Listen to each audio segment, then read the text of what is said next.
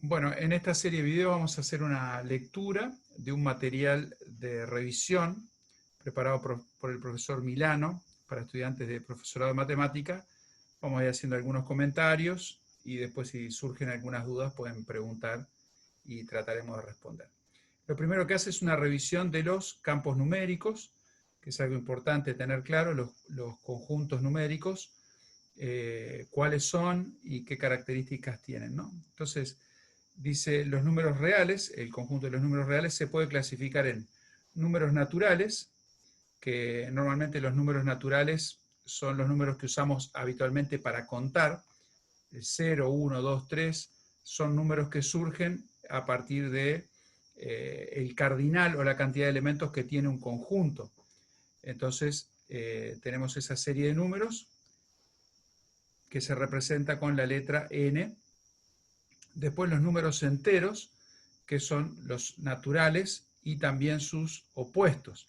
Una cosa interesante, que en el conjunto de los números naturales solamente se pueden definir dos operaciones, que son la suma y el producto. O la suma de naturales es siempre un natural, el producto de naturales es un natural.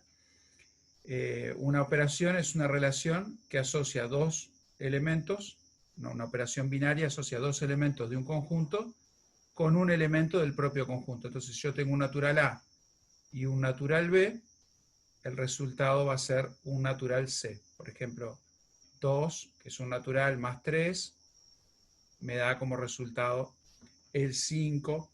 Y bueno, cualquier par de naturales que yo considere, la suma va a ser un natural también.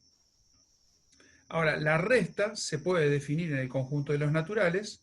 Yo puedo hacer, por ejemplo, 5 menos 2, ¿no? Y eso me da 3. Normalmente la resta o diferencia se define A menos B como el número D, que sumado a B me da A.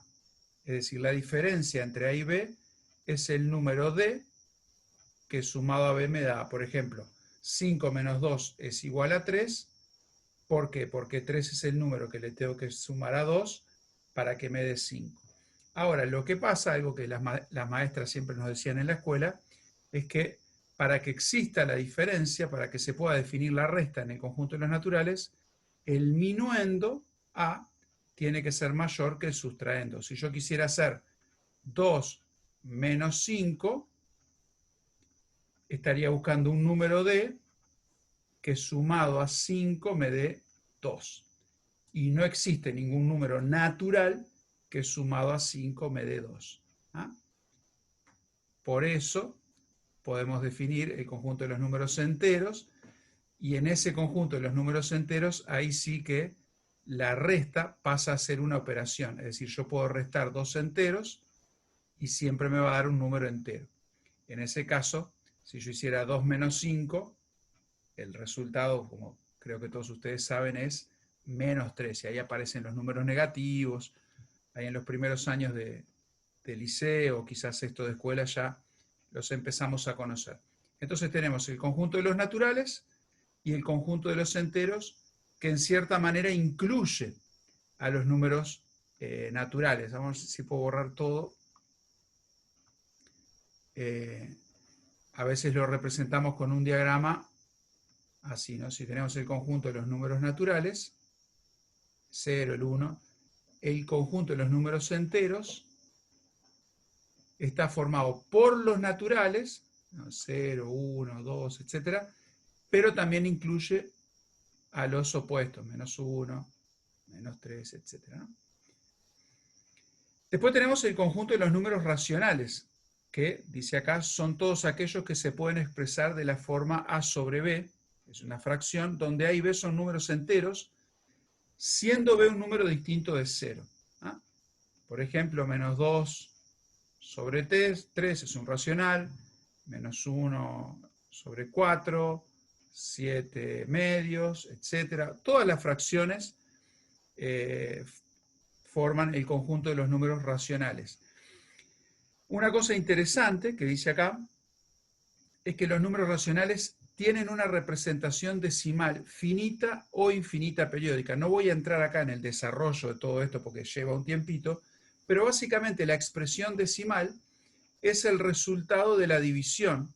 Si yo hago 7 dividido 2, como aprendimos en la escuela, ¿no? Sabemos que 7 dividido 2 hago 3, 3 por 2, 6, al 7, 1.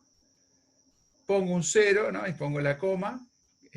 Acá lo que estamos haciendo es convertir una unidad en 10 décimos, y ahora voy a dividir 10 décimos entre 2, que me da 5. 5 por 2, 10, resto 0. Entonces, 7 medios tiene como expresión decimal 3,5. Cuando yo voy a calcular la expresión decimal de una fracción, es decir, hago la división, me puede pasar dos cosas.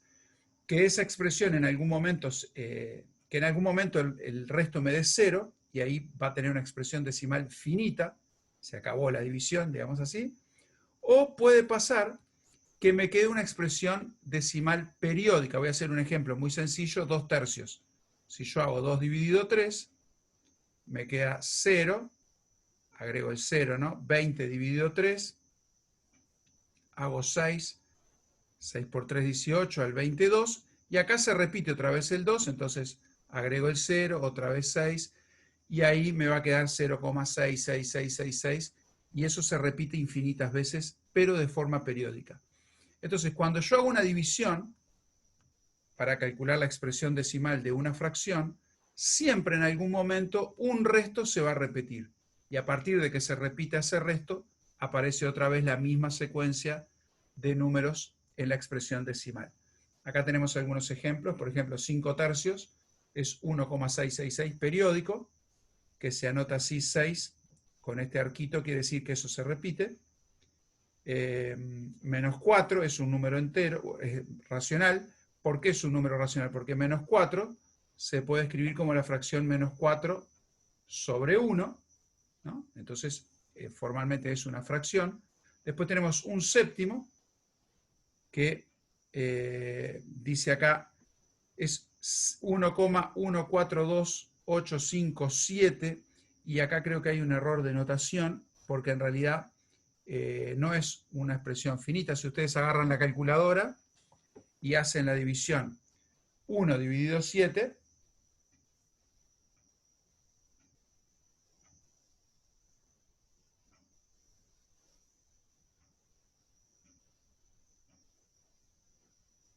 ¿ah?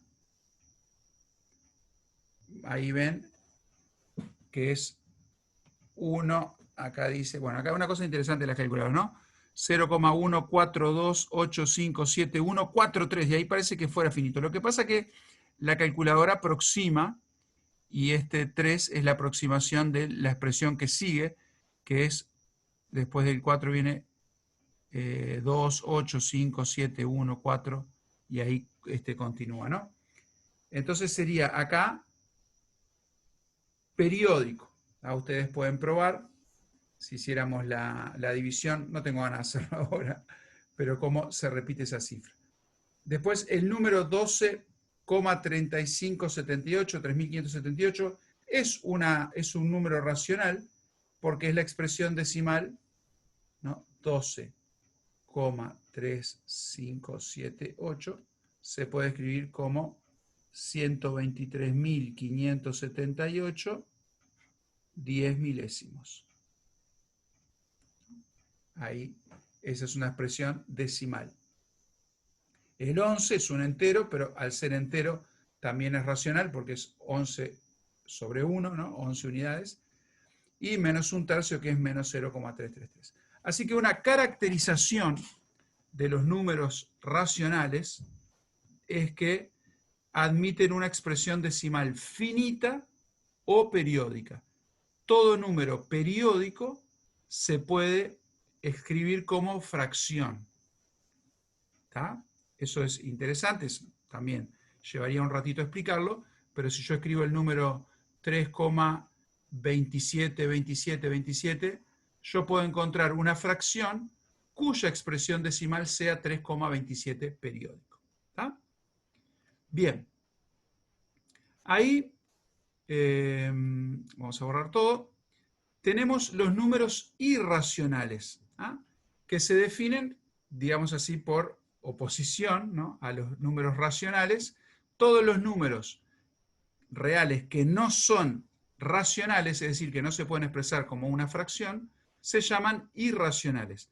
En la historia de la matemática, los números irracionales se descubrieron después, y uno de los que normalmente en el liceo aprendemos a demostrar que no es racional es la raíz cuadrada de 2, que es uno de los ejemplos que tenemos acá. Es decir, si yo tengo un cuadrado de lado 1, la diagonal de ese cuadrado, si yo lo fuera a medir, ¿no?, no me daría un número exacto. Y acá es también un poco complicado explicar la idea, pero básicamente que no haya una fracción que represente este número, que sería raíz de 2, lo que significa es que yo no puedo dividir este segmento en ningún número de partes y que esas partes entren justito en la diagonal. Estoy hablando un poquito en criollo. La idea de que una fracción no represente a un segmento, la medida de un segmento es esa. Por ejemplo, vamos a hacer un ejemplo sencillo. Si yo tengo un segmento que considero unidad, ¿no?, y ese segmento entra una vez, 2 veces, la medida de este segmento sería 2, tomando este segmento como unidad. Si este segmento fuera 2, entrara 2 veces justito y media vez más, ¿no?, es decir, dividido a la mitad, entrara una vez más, es decir, este medio segmento entrara una vez más, yo podría dividir este segmento en segmentos iguales a la mitad de este. Entonces, esta mitad entraría 1, 2, 3, 4, 5. 5 veces entraría un segmento igual a la mitad de este. Entonces diríamos que la medida de este segmento es 5 medios. Si yo tuviera un segmento, por ejemplo, que al dividir este segmento en 3 partes iguales, acá entrara 7 veces, yo diría que este segmento mide 7 tercios. Es decir, la tercera parte de la unidad, el segmento que mide una tercera parte de la unidad, entraría justito 7 veces. Ahora, ¿qué es lo que pasa? Puede haber 2 segmentos que, si yo tomo este como unidad, no hay manera de dividir este, ni siquiera en 1000 partes iguales, o en 10.000, o en 758, no hay forma de dividir este, de manera que ese segmentito resultante entre justito acá. Entonces decimos que este segmento no puede medir a este. ¿Ah?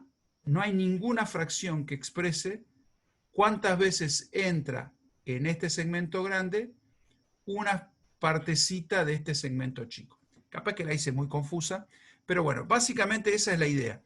Cuando pasa eso, decimos que ese número o la medida de ese segmento no se puede representar mediante una fracción, y sería un ejemplo de número irracional. Hay muchos números irracionales conocidos. Las raíces de todos los enteros que no dan exactas son números irracionales. El número pi, que es la relación que hay entre el diámetro de la circunferencia y su perímetro. Sí, bueno, acá el dibujo está bien feito, ¿no? Pero digamos, si yo cortara la circunferencia y estiro esa línea, digamos, formando un segmento, la cantidad de veces que entra la diagonal en esto sería 3, algo, ¿no? Nosotros ya sabemos en la escuela 3,1416, pero en realidad esas son aproximaciones. 3,14 es una aproximación.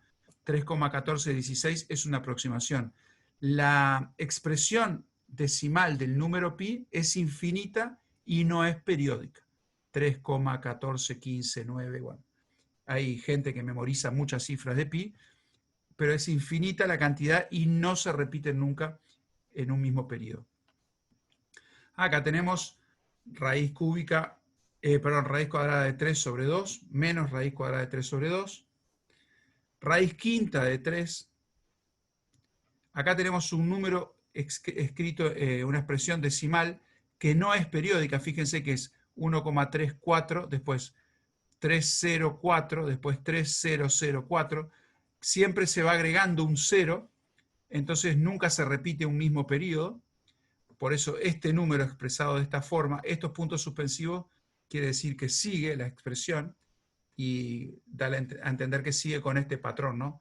Acá empezaría ahora otra vez 304, 3004, ahora sería 300004, después 3 y ahí sigue, ¿no? Esto no tiene un patrón, no hay un periodo que se repita, por lo tanto es un número irracional. Bueno, y lo que tenemos ahora es un cuadrito donde hay unos números representados y se nos pide marcar a qué conjunto pertenecen. Quiero enfatizar que los números, los conjuntos numéricos, los podemos representar con diagrama de Venn de esta manera, ¿no? Los naturales, los enteros que incluyen a los naturales, ¿no? Acá 0, 1, 2, acá tenemos menos 1, menos 2, menos 3. Después los racionales que incluyen a los enteros, es decir, todos los enteros se pueden considerar como racionales de denominador 1. Acá tendríamos todas las fracciones, menos 1/3, 7/4, etc. Y después hay números que no son racionales, pero que sí son reales, que son los irracionales, y acá estaría raíz de 2, el número pi, bueno, todos esos números que están ahí. De manera que cuando un número pertenece al conjunto de los naturales, automáticamente va a pertenecer al de los enteros y al de los racionales. ¿Ah? Por ejemplo, menos 3 no es natural, ¿tá? Porque es negativo, pero sí es entero. Y si es entero, también va a ser racional y, por supuesto, real. Todos los números que estamos viendo son números reales.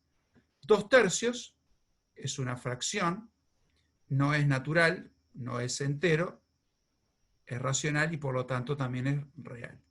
Raíz cuadrada de 3 no es racional, es irracional y también es real.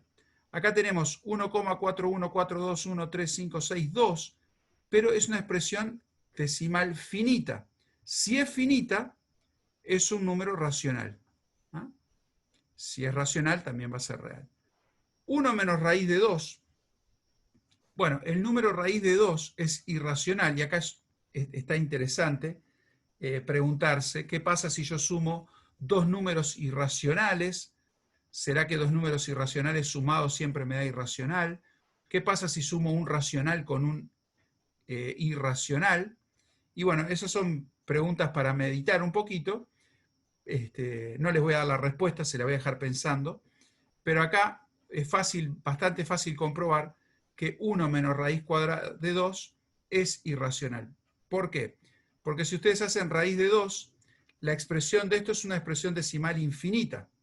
Es 1,4142, y sigue. Y si ustedes hacen 1 menos eso, la resta les va a dar menos 0,4142, y si la expresión decimal va a ser también infinita no periódica. Esa es una manera de verlo un poco intuitiva, pero da para ver que es un número irracional.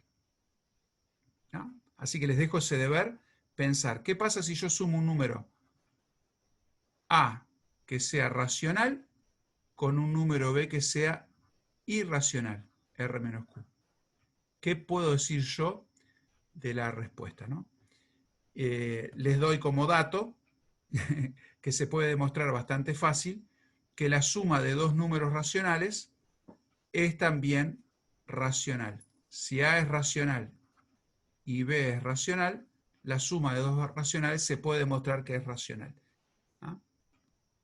Dicho en criollo sería la suma de dos fracciones siempre me da una fracción. Bueno, esto les puede servir para pensar un poquito este problema. Bueno, pi sobre 2, también lo mismo, pi es irracional, pi sobre 2 también es irracional, y por supuesto real. 1,9, periódico es 1,99999, ¿no? Si es periódico ya vimos que es racional, por lo tanto real. Raíz de 2 sobre 2, raíz de 2 es irracional, por lo tanto raíz de 2 sobre 2 también. 1,356 es un número, tiene una expresión decimal finita, por lo tanto vimos que es racional y por lo tanto real. Raíz de 121, bueno, 121 es un número conocido, es 11 al cuadrado, entonces raíz de 121 es 11, por lo tanto es un natural. Como decíamos, las raíces cuadradas, en general las raíces, si da exacto, obviamente es un número natural. Si no da exacto, lo que me va a dar es un número irracional. Es decir, si no es un cuadrado perfecto, la raíz cuadrada da irracional, no me da una fracción nunca. Es natural, entonces si es natural va a ser entero, racional y real. Y acá tenemos otra vez un número parecido al que teníamos arriba, que tiene una formación 4 ceros, 5, 4, después 2 ceros, después 3 ceros, entonces esto no va a tener ningún periodo. Y los puntos suspensivos me indican que este número sigue con ese mismo ley de construcción, digamos. No es un periodo, pero sí yo puedo saber cómo va a seguir el número, pero no tiene ningún periodo que se repita, por lo tanto es irracional. ¿No? Bien.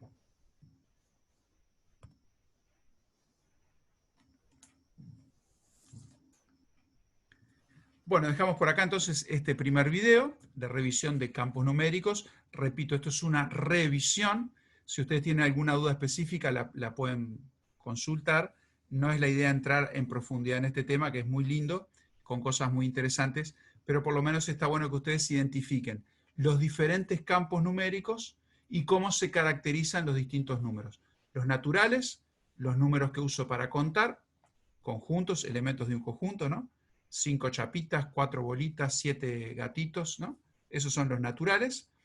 Los enteros, que son los naturales y sus opuestos, menos 3, menos 4, menos 5, ¿no? Y todos los naturales.